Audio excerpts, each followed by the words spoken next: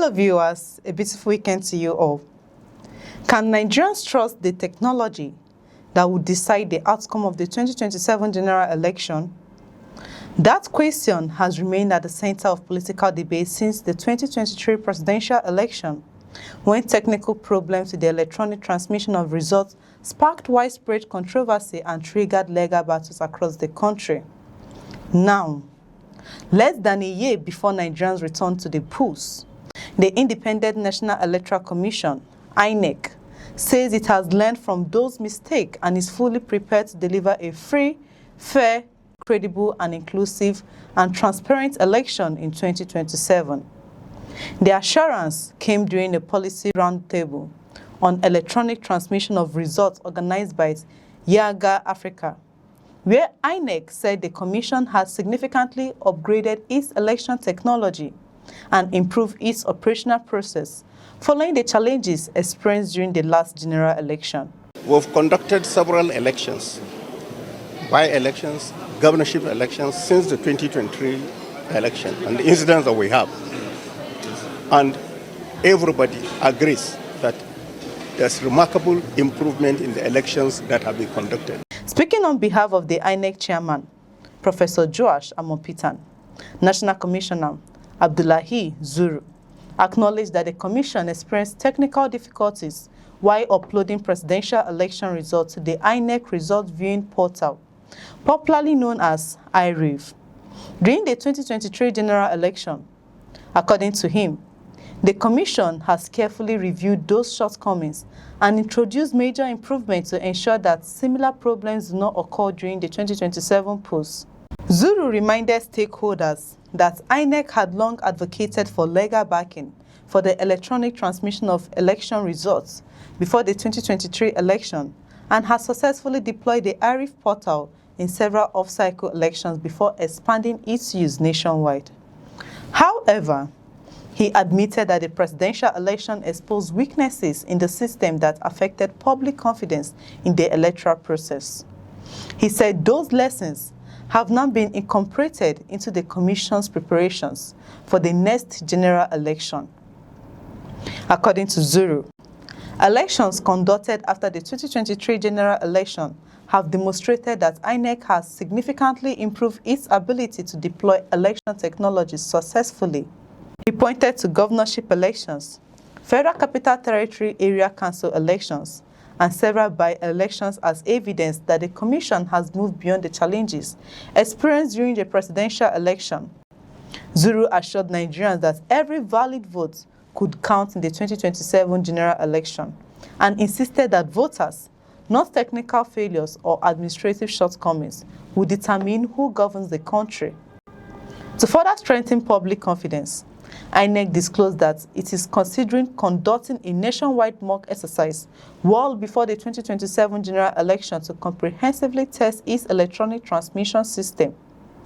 Rather than waiting until a few weeks before election day, the Commission said it wants it to stimulate the process much earlier to identify and resolve any remaining weaknesses before Nigerians cast their votes.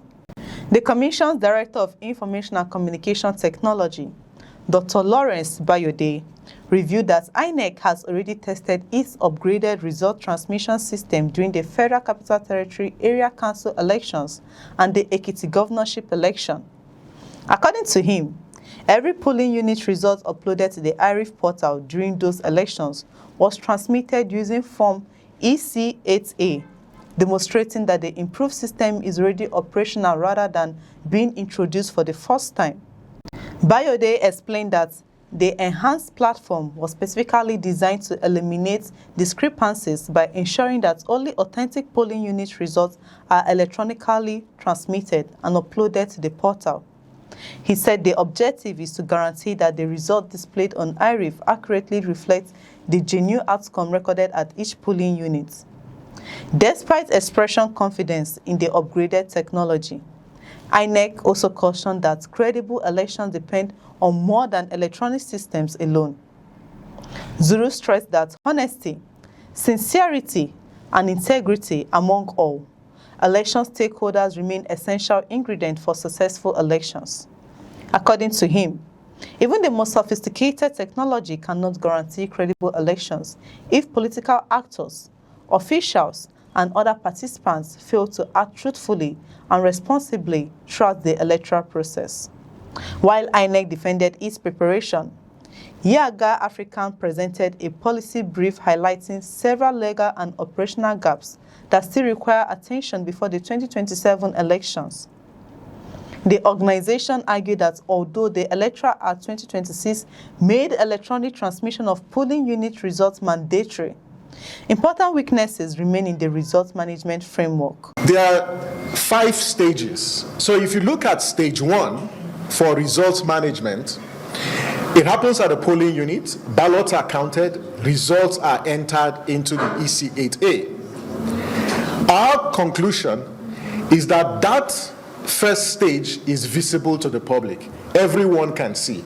Yaga African noted that polling unit results are uploaded to the IRIF portal only after back-end validation rather than immediately after they entered polling units. It also observed that ward and local government collation results are not currently published on the portal, limiting public visibility into critical stages of the collation process. According to the organization, these gaps can fuel public suspicion and reduce confidence in election outcomes. Yaga African commended that INEC published a detailed protocol for electronic transmission, upload ward, and local government collation results, clarify which version of Form EC8A takes legal precedence whenever discrepancies arise, revise relevant regulations, prepare a comprehensive results management manual, and conduct nationwide mock exercises before the general election. Responding to those recommendations, Zuru welcomed the suggestion and disclosed that INEC was already considering organizing such nationwide simulation well ahead of the polls. The European Union also weighed in on the discussion.